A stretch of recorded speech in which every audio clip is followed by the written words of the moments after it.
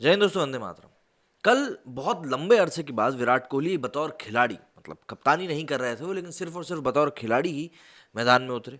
इससे पहले भी कई ऐसे बड़े बड़े दिग्गज खिलाड़ी हुए हैं जो कि दूसरों की कप्तानी के अंडर में खेले हैं, लेकिन इन सब में अगर सक्सेस रेट की बात करी जाए तो सचिन तेंदुलकर के अलावा कोई भी ऐसा खिलाड़ी नहीं हुआ जो कप्तानी छोड़ने के बाद अपने किसी जूनियर की कप्तानी के अंदर खेला हो और सक्सेसफुल रहा हो। मतलब आप इसके लिए किसी की भी बात कर सकते हैं, जैसे मोहम्मद अजहरुद्दीन की बात कर लीजिए, खैर उनके ऊपर तो बैन लग गया था। सौरव गांगुली की बात कर ले हम, राहुल द्रविड़ की बात कर ले हम, महेंद्र सिंह धोनी की बात कर ले हम।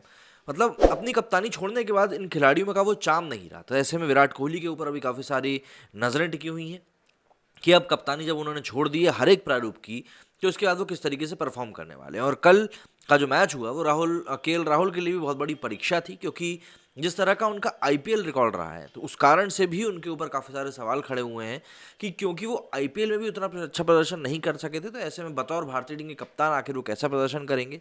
और वैसे भी ये जो कप्तानी उनको मिली है, ये एक परिपक्व कप्तान के तौर पर तो उनको दी नहीं गई है, कोई और ऑप्शन नहीं बचा है कहीं ना कहीं, इसीलिए उनको ये कप्तानी की जिम्मेदारी सौंप दी गई है। अब कल के मैच में जो भी कुछ हुआ है उसके ऊपर पाकिस्तान के जो पूर्व फिक्सर तो नहीं कहना चाहिए, क्रिकेटर ही थे सलमान बट, उनका भी बयान सामने आया है। सलमान बट ने कोहली के ऊपर कुछ सवाल पैदा किए हैं। जैसे आपको बता दूं कि पाकिस्तान के कई सारे जो क्रिकेटर्स हैं वो बढ़िया तरीके से यूट्यूब चैनल बना के बैठे हुए हैं और सिर्फ भारतीय क्रिकेटरों के बारे में बात करके उनके चैनल चलते रहते हैं। उनकी टीम तो इतना ज़्यादा क्रिकेट खेलती नहीं है ना, तो फिर खुद की टीम के बारे में कैसे ज़्यादा बोलेंगे, इसलिए भारतीय टीम के बारे में वो बोलते रहते हैं। तो जानते हैं क्या कुछ भाई साहब ने कहा है और कुछ मतलब कितनी क्या बात कही, मैं बताता हूँ आपको।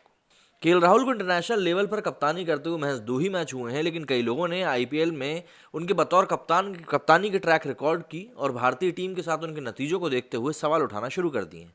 इसी क्रम में पूर्व पाकिस्तानी कप्तान सलमान बट का नाम भी शामिल हो गया है। पहले वनडे मैच में राहुल के नेतृत्व कौशल से बट प्रभावित बिल्कुल नजर नहीं आए।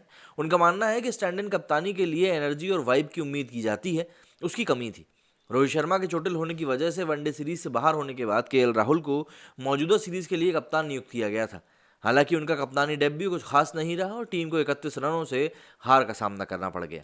अपने यूट्यूब चैनल पर केएल राहुल के कप्तान कौशल पर बात करते हुए सलमान बट ने कहा कि भारतीय टीम में विश्वास की कमी दिखी। उन्होंने कहा कि विराट बतौर कप्तान जो एनर्जी मैदान पर लाते हैं वो कहीं गायब थी। शायद केएल के साथ टीम उस तरह से महसूस नहीं करती जिस तरह से कोहली के साथ करती थी। टीम में एनर्जी और यूनिटी की कमी थी जो एक कप्तान से आती है। केएल में एनर्जी की साफ तौर पर कमी दिखी।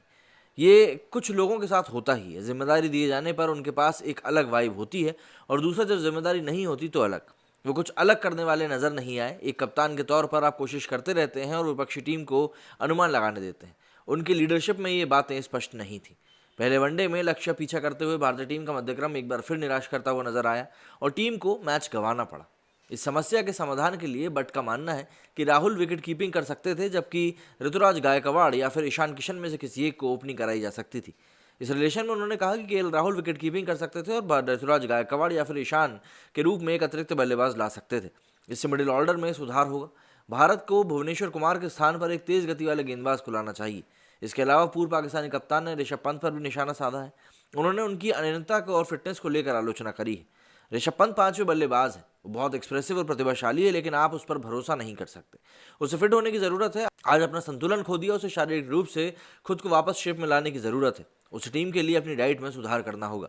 गौरतलब है कि भारतीय टीम को पहले वनडे में मेजबान टीम ने 31 रन से हरा दिया। पहले बल्लेबाजी करते हुए दक्षिण अफ्रीकी टीम ने 4 विकेट पर 296 रन का लक्ष्य बना था और लक्ष्य पीछे करते हुए भारतीय टीम 8 विकेट पर 265 रन ही बना पाई। अब इस सब के बाद में हालांकि इसमें विराट कोहली ने अर्धशतक भी जड़ा था, शिखर धवन ने भी अर्धशतक लगाया, लेकिन सबके बावजूद जो कई सारी उंगलियां हैं वो मतलब ऋषभ पंत के ऊपर भी उठ रही हैं कि भाई आखिर किस तरीके से गैर जिम्मेदाराना तरीके से वो खेल रहे हैं और एक मतलब भरोसेमंद खिलाड़ी के रूप में उनको नहीं देखा जा सकता। खैर, भारतीय टीम को पहले मैच में हार मिली। अब देखना होगा अगले मैच में वो किस तरीके से वापसी करते हैं। और कोहली के इंटेंट के ऊपर जो एक सवाल खड़ा हो रहा है कि कोहली उस इंटेंट से नहीं खेले, क्या वाकई में उस इंटेंट से नहीं खेले हैं या महज ये सिर्फ ख्याली पुलाव हैं जो कई लोग पका रहे हैं। यदि आपको इस बारे में पता तो मुझे कमेंट करके जरूर बताएं। मेरे स्टूडियो फिलहाल इतना ही। जय हिंद, जय भारत।